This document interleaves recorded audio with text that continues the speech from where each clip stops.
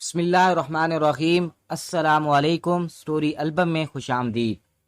یوں تو ہم سب بہنیں خوبصورت تھی، مگر مجھے حسن میں خاندان والوں میں سب سے زیادہ نمبر دیے۔ جو مجھے دیکھتا تو بس دیکھتا ہی رہ جاتا۔ شکل و صورت کے ساتھ تعلیمی لحاظ سے بھی نمبر 1 تھی۔ میٹرک کے امتحان میں پورے بورڈ میں ٹاپ کیا۔ ابھی ایف اے میں تھی کہ میرے رشتے آنا شروع ہو گئے۔ حالانکہ مجھ سے بڑی 2 بہنیں ابھی بیٹھی تھی۔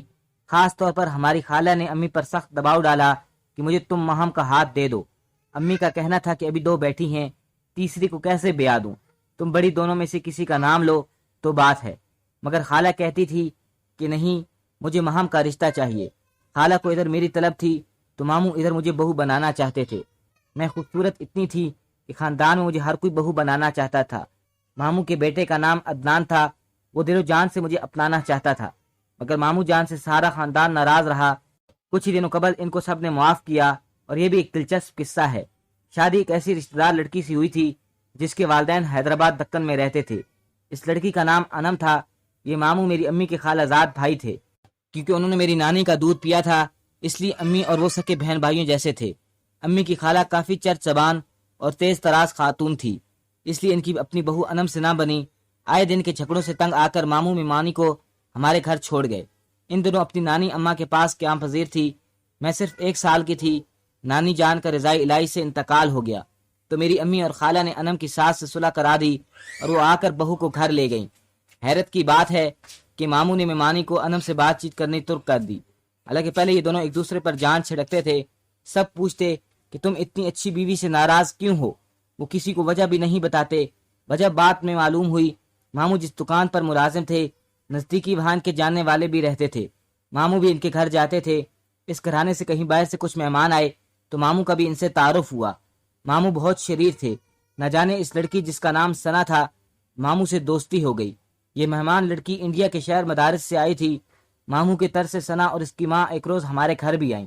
ثنا کوئی ایسی خاص نہ تھی کہ ماموں انم جیسی خوبصورت لڑکی کو چھوڑ کر اس پر لٹو ہو جاتے، لیکن قسمت دل آ جائے تو گدھے پر بھی کیا چیز ہے۔ خیر ہم کچھ نہ سمجھے، لیکن میری خالہ سمجھ گئی کہ معاملہ کچھ اور ہے۔ انہوں نے ثنا اور اس کی ماں کی خوب مخالفت کی، بلکہ ماموں کا اور ان کی طرف جانا دشوار کر دیا۔ پر ماموں نے ملازمت چھوڑ کر نشہ شروع کر دیا اور سب سے جھگڑ بیٹھے۔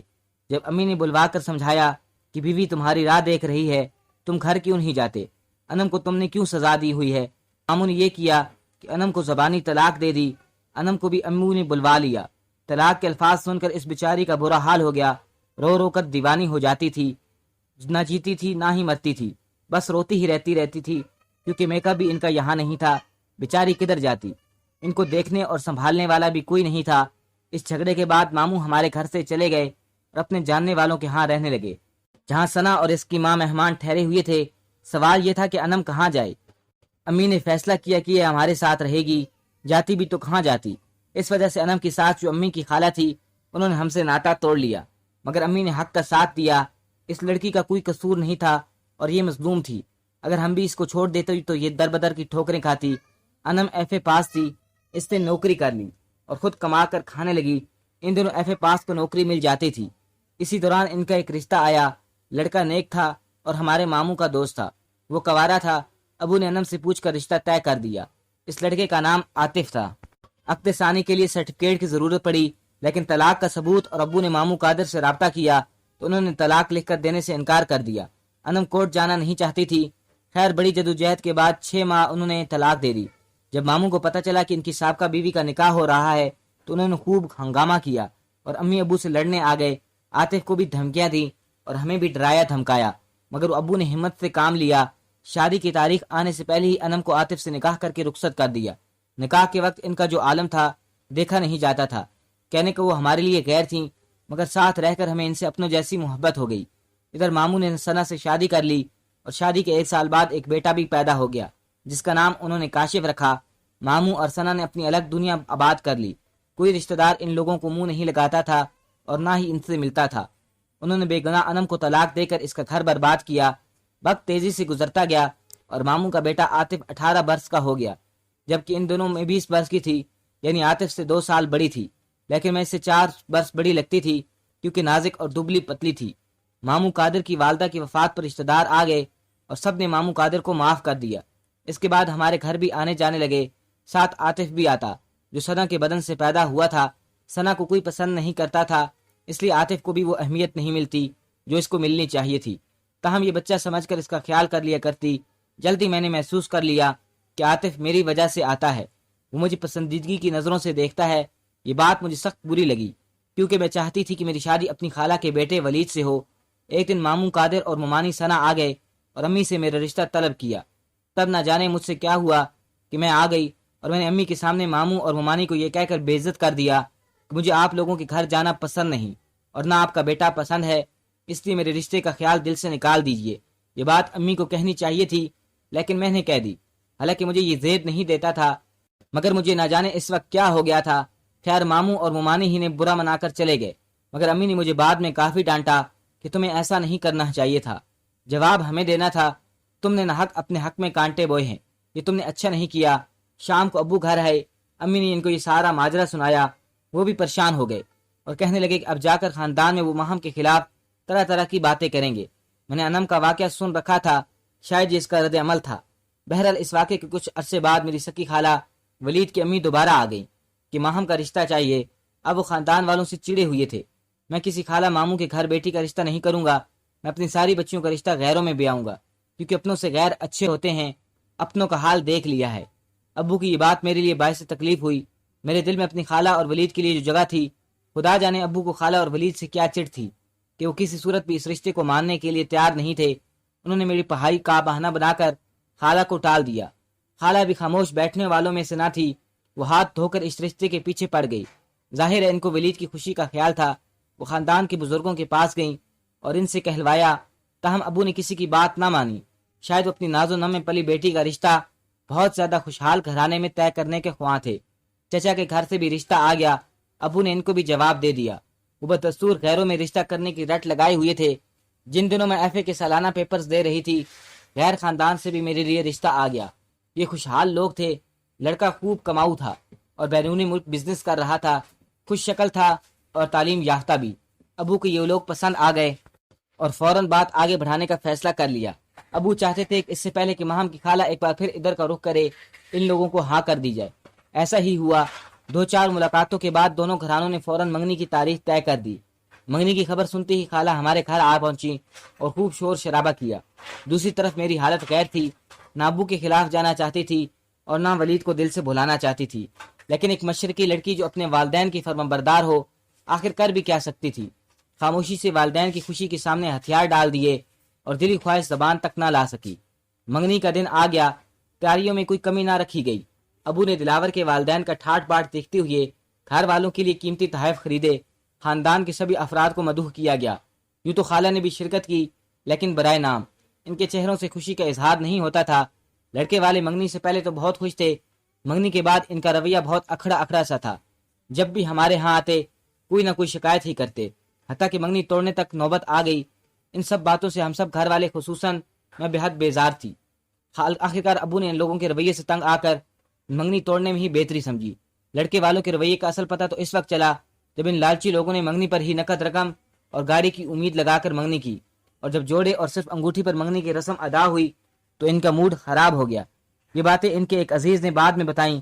خیر خدا نے ہمیں ایسے گھٹیا اور دولت پرست لوگوں سے بچا لیا اور آنے والے وقت کے نقصان سے بھی محفوظ رکھا۔ زندگی پھر اسی ڈگر پر چل پڑی۔ میں نے پڑھائی کو خیر آباد کہہ کر خود کو گھریلو کاموں میں مصروف کر لیا، لیکن کہیں نہ کہیں دل میں امید کی ہلکی سی کرن روشن ہوتی کہ شاید ابو اب اپنا فیصلہ بدل لیں اور خالہ سے رشتے کے لیے ہاں کر دیں۔ مجھے پتا تھا کہ خالہ بھی اپنے بیٹے کے جذبات سے مجبور ہو کر دوبارہ ضرور آئیں گی۔ وہ پھر آئیں، لیکن پھر ان کی امید ٹوٹی۔ ابو کی بات پتھر پر لکیر تھی۔ وہ دونوں بڑی بیٹیوں کے ساتھ میرے لیے بھی رشتے کی تلاش جاری رکھی ہوئی تھے۔ ان دنوں جو حالت میری تھی وہ بیان سے باہر ہے۔ میں ہر دم کھوئی سی رہتی، کھانا پینا تک بھول گئی۔ دن بدن جسم کمزور ہوتا جا رہا تھا، رنگت مانت پڑ گئی اور آنکھوں کے گرد ہلکے ہو گئے۔ کسی سے کہہ بھی نہیں سکتی تھی کہ میرے دل پر کیا قیامت گزر رہی ہے، اور ابو کی مرضی کے آگے کسی کا زور نہیں چل سکتا تھا۔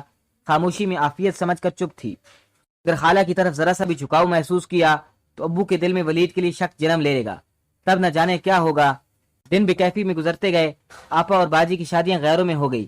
قسمت سے انہیں اچھے شوہر ملے، وہ اپنے گھر جا کر خوش اور مطمئن ہو گئی۔ میرا مسئلہ ابھی تک اٹکا ہوا تھا۔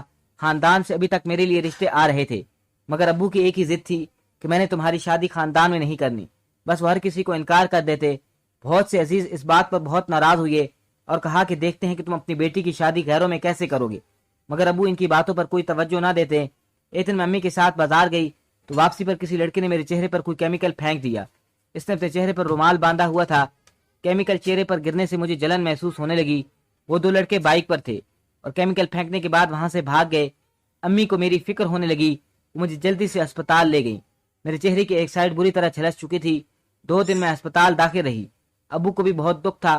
وہ کہتے تھے یہی حرکت ضرور کسی اپنوں میں سے کسی نے کی ہے، اگر کس نے کی یہ معلوم نہ کر سکے، اور اللہ پر معاملہ چھوڑ دیا۔ میں نے گھر آ کر اپنا چہرہ آئینے میں دیکھا تو میرا دل ٹوٹ سا گیا۔ میں بہت روئی۔ میرا کیا قصور تھا؟ مجھے کس جرم کی سزا ملی؟ یوں ہی دن گزرنے لگے۔ ابو نے میرا اچھے سے اچھے ڈاکٹر سے علاج کروایا۔ زخم تو ٹھیک ہو گئے مگر اپنے نشان چھوڑ گئے۔ ایک شام کوئی جان پہچان والی عورت میرے لیے رشتے کا پیغام لائی۔ میری صورت اجڑی ہوئی اور چہرہ بے رونق ہو رہا تھا۔ کمزوری سے رنگ سانولا ہو گیا۔ اس کے باوجود لڑکے والوں کو میں پہلی ہی نظر میں بھا گئی۔ وہ جلد از جلد ہمارا جواب ہاں میں چاہتے تھے۔ عمیر سعودی عرب میں کاروبار کرتا تھا۔ شادی کے سلسلے میں کچھ عرصے کے لیے پاکستان آیا تھا۔ وہ بہت خوش شکل اور سمارٹ لڑکا تھا۔ ابو نے اس بار خوب جانچ پڑتال کے بعد ہاں کی، لیکن پھر بھی لڑکے والوں کے اصرار پر چٹ منگنی پٹ بیاہ کر دیا۔ پہلے میں شادی سے خوش نہ تھی، پھر میں نے اپنے دل پر پتھر رکھ کر شادی کی، لیکن سسرال والوں سے مجھے اتنا پیار اور اپنائیت ملی کہ میں اپنا غم بھول گئی۔ رفتہ رفتہ زندگی بچوں کی چہکاریوں اور خوشیوں کی بہار سے مہک اٹھی۔ سال بھر تک میں اداس رہی۔ رفتہ رفتہ اپنی پیاری بچی ندا کی پرورش میں کھو گئی۔ میرے ساس سسر زندہ نہیں تھے۔ عمیر کی شادی ان کے چچا چچی نے کی تھی۔ وہ ایک بڑی امی اور بڑے ابو کہا کرتے تھے۔ ایک دن عمیر اپنی پرانی البم اٹھا لائے اور مجھے دکھانے لگے۔ ان کے والد اور والدہ کی تصویریں بھی اس البم میں موجود تھیں۔ باتوں باتوں میں انہوں نے اپنی والدہ انم کا نام لیا۔ تب میں چونکی کہ عمیر کے والد کا نام عاطف ہے اور انم والدہ کا نام ہے۔ یہ انم کہیں ہماری پرانی والی ممانی نہ ہو۔ میں نے اپنے خاوند کو تفصیل بتائی اور پوچھا کہ آپ کی والدہ کا تعلق کہاں سے تھا۔ تب عمیر نے ساری باتیں مجھے والدہ کے بارے میں بتائیں تو پتہ چلا کہ واقعی یہ انہی انم ممانی تھی اور عمیر ان کے بیٹے ہیں۔ عمیر کے گھر والے سب بہت اچھے ہیں۔ ایک اچھی عورت سارے گھر کو صحیح رکھتی ہے اور ایک اچھے خاندان کی پرورش کرتی ہے۔ امی کا خیال تھا کہ یہ خون کا اثر ہے جو ان لوگوں نے میری بیٹی کی قدر کی، اسے سکھ دیا، جبکہ میں امی سے کہتی تھی کہ آپ کی وہ نیکی جو آپ نے انم کے ساتھ کی وہ ہمارے کام آئی، جس کی وجہ سے میں آج اتنی سکھی اور خوش و خرم زندگی گزار رہی ہوں۔ کہتے ہیں کہ نیک عمل رائگاں نہیں جاتا اور نیکی کا پھل اچھائی کی صورت میں ضرور ملتا ہے، اور اس میں ذرا برابر بھی چھوٹ نہیں۔ آج میں اتنی خوشیوں سے بھری زندگی گزار رہی ہوں، شاید یہ خدا کی طرف سے ہے، کیونکہ میں نے اپنے والدین کی فرما برداری کی، جس کا مجھے یہ انعام ملا ہے۔